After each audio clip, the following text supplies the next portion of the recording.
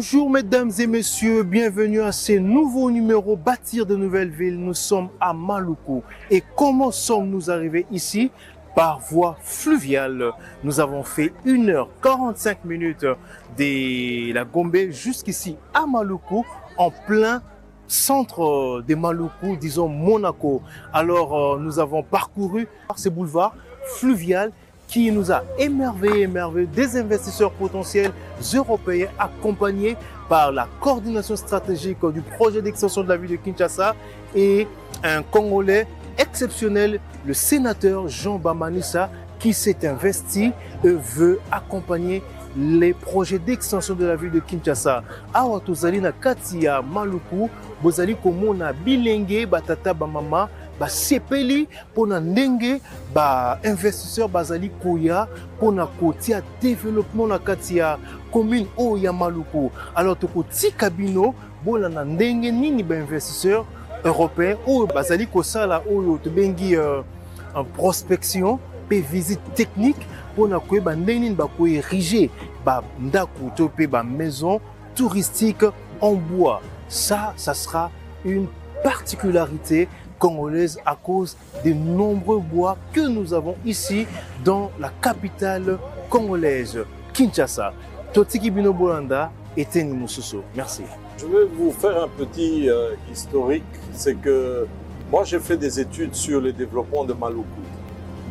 Déjà depuis les années 93, j'ai présenté ça au gouvernement. J'ai eu le mandat du gouvernement de parachever la zone économique de développement agro-industriel de Maluku, qui est devenue la zone économique spéciale.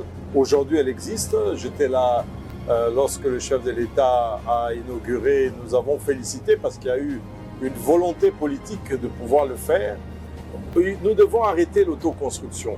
Nous devons avoir des plans d'aménagement et des promoteurs immobiliers. Et c'est pour ça que nous sommes venus avec des promoteurs immobiliers qui viennent de Grèce et qui sont dans plusieurs pays européens, qui ont une technique de construction en béton, mais aussi beaucoup en bois. Et ils font des hôtels, des maisons à plusieurs niveaux et qui sont très intéressés à exploiter nos matières premières ici pour pouvoir réaliser. Donc, on a vu le littoral, le long du fleuve, qui est un bel endroit, mais il faut quand même, en même temps, qu'il y ait des hôpitaux, qu'il y ait des écoles, qu'il y ait du travail. Donc, j'ai vu que vous avez présenté déjà le plan pour l'industrialisation d'une zone. Cela est très bien. Ça doit aller avec l'habitation. Aujourd'hui, on doit faire quelque chose de nouveau et avec l'industrie, le travail, et bien sûr, il faut l'électricité, etc., le logement et les besoins sociaux de la population. Mais vous savez que l'une des choses que je demande aussi, c'est que nous puissions revoir la structuration politico-administrative de Kinshasa. Kinshasa est une ville-province. Et avec une grande commune comme Maluku, un bourgmestre a-t-il tous les moyens de pouvoir suivre un projet comme ça?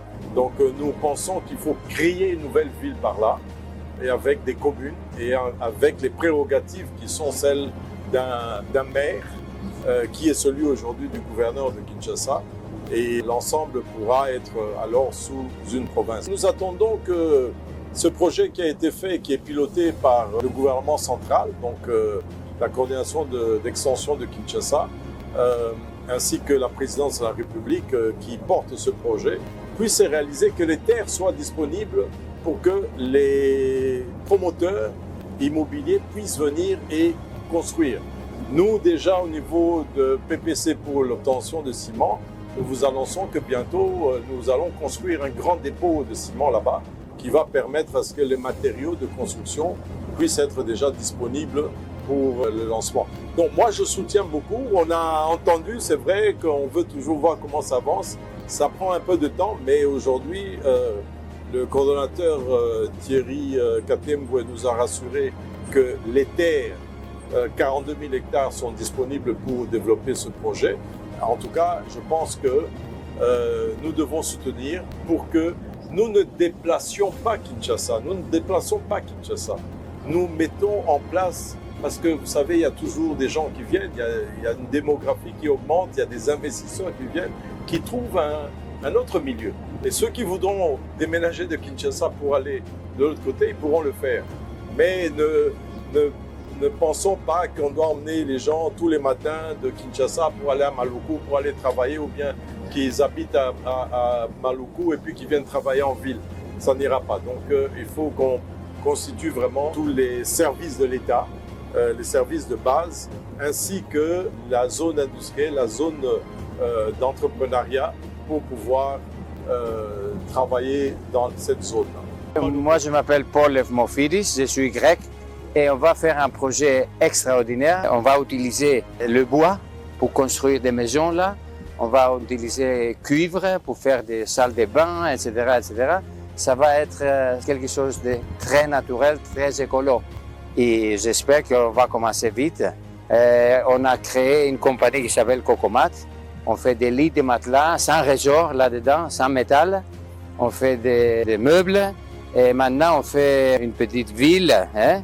Alors en Belgique, à Païridaïsa, de 113 maisons, plus 130 maisons, tous en bois. Alors les rues, les points, tout ça c'est en bois. Il y a une compagnie grande à Dubaï et la famille royale nous a appelés pour faire un hôtel tout à fait en bois, le plus grand, le plus beau, le plus écolo, etc., etc. Alors on a vu que maintenant les gens changent vers la nature.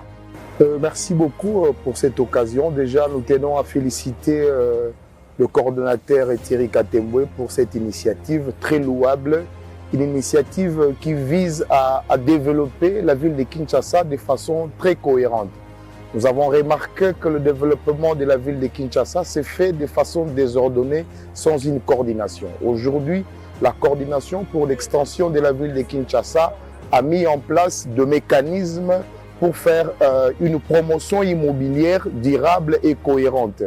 Comme nous l'avons aperçu pendant notre balade fluviale le long du fleuve Congo, nous avons remarqué que le potentiel est là, les occasions sont là, la disponibilité foncière est là.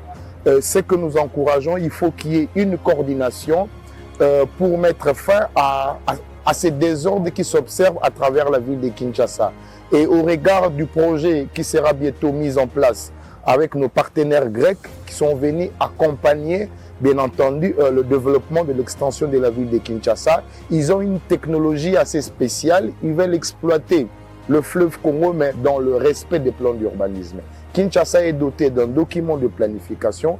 Tout à l'heure, on a essayé d'échanger avec nos amis partenaires pour leur montrer la nécessité de respecter le plan de la ville de Kinshasa et de bien exploiter le fleuve. Aujourd'hui, ce qui se remarque, ce qui s'observe à travers le fleuve Congo, dans la partie Bédengalier, Malagombe, on a vu comment est-ce qu'on a privatisé le fleuve.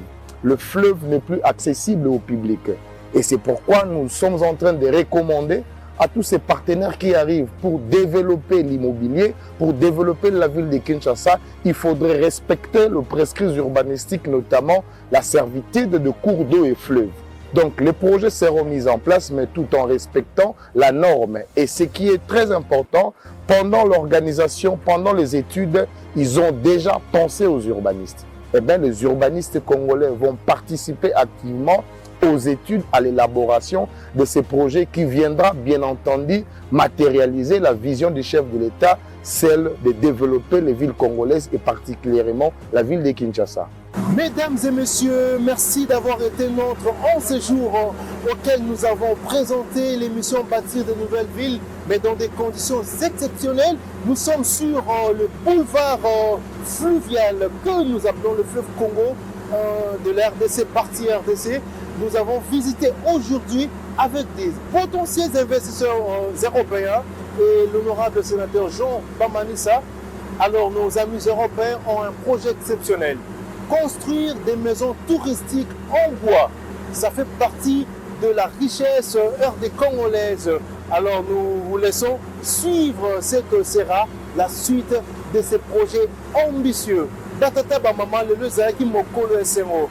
Tozalaki kolakisa bino lolenge nini bainvestisseurs européens baye kotala ndenge nini bakotonga ba maison en bois. Ali ba maison touristique pour attirer les touristes ya mikili ya poto pe bipai na bipai ba na kati ya mboka engumba ya Kinshasa. Alors, destination Maluku et Ali Kokoba, Kalamingete. Totiki Bino Polanda, bâtir de nouvelles villes, dans Mizali Koya.